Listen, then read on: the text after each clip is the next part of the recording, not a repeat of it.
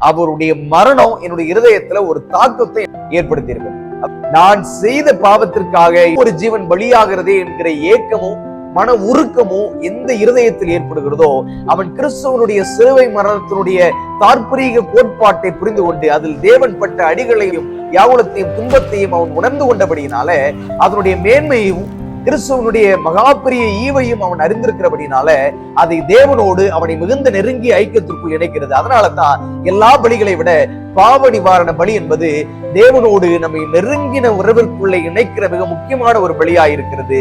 அவர் நமக்காய் பலியிடப்பட்டதுனால பாவத்தை அறிந்து உணர்ந்த நான் அந்த பாவத்தை செய்ய மாட்டேன் என்ற தீர்மானத்தை எடுத்தபடினால நான் தேவனோடு ஒன்றாய் இணைக்கப்படுகிறேன். அது கர்த்தருக்கு மகா பரிசுத்தமானது, குற்றமில்லாத மாசற்ற ஆட்டுக்குட்டியாகிய கிறிஸ்துவனுடைய விலையேறப்பெற்ற ரத்தம். அந்த ரத்தத்தினுடைய வேதனையை உணர்ந்த எந்த ஆத்மாவும் மறுபடியும் அந்த பாவத்திற்குள்ள பிணைக்கப்படாது.